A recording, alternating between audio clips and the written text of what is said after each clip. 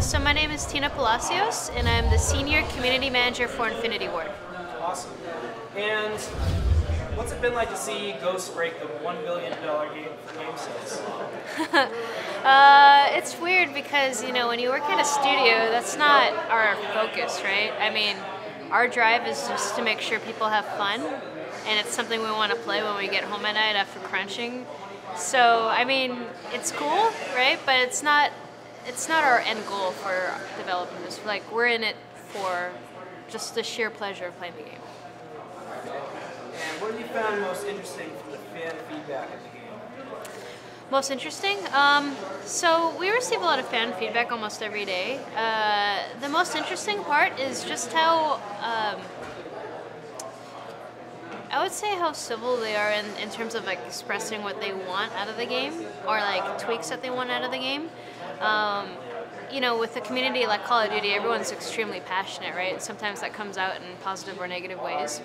But for the most part, I feel like they believe that they have someone to connect to at the studio, and I think that's a really good thing because, you know, we have a lot of developers that are online, you know, checking like the message boards or Reddit or YouTube, Twitter, Facebook, and so, you know, it's really important to us to let them know that we're listening and that we're reading what they're saying, even if we don't respond. That's probably one of the most difficult things is like some people want us to respond all the time, and we're just calling through all these like, you know, messages that sometimes it's almost impossible.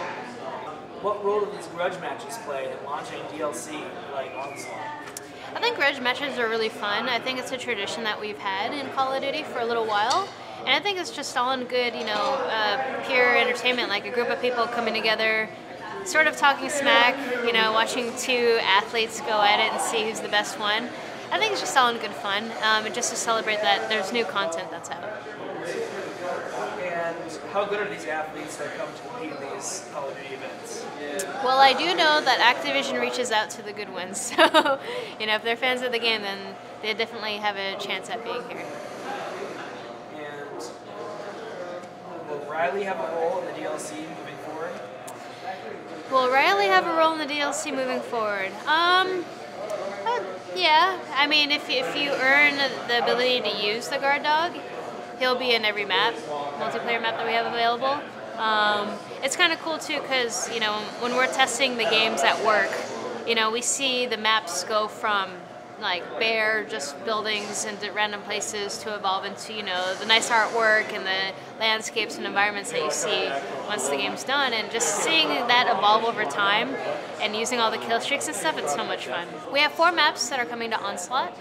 The first one is Bayview, which is on a California coast. It sort of has a I would say 2 to 3 level sort of environment where you can go on a rooftop and snipe if you really wanted to because there's great sight lines from the top, but you can also run and gun on the bottom. And they're all the maps in essence are small to medium-sized maps.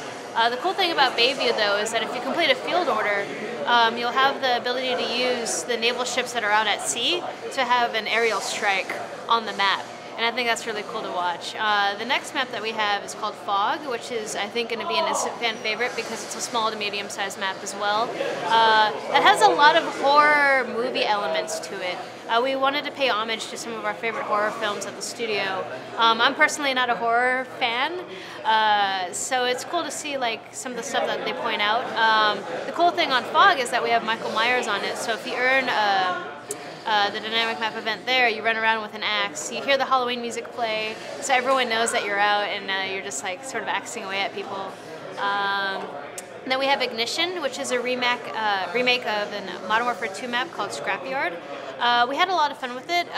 You know, the setting is in Florida, sort of where, you know, people are going to launch rockets into space, sort of like Kerbal, kind of. But anyway, so if you earn the dynamic map event for Ignition, you set off the engine in the rocket, so anyone that's underground is going to be burned immediately.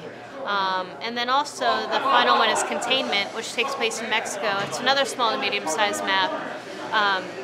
And it's cool because there's a bridge in the middle that sort of brings the two sides together. There's also like a riverbed that you can run across that's dry.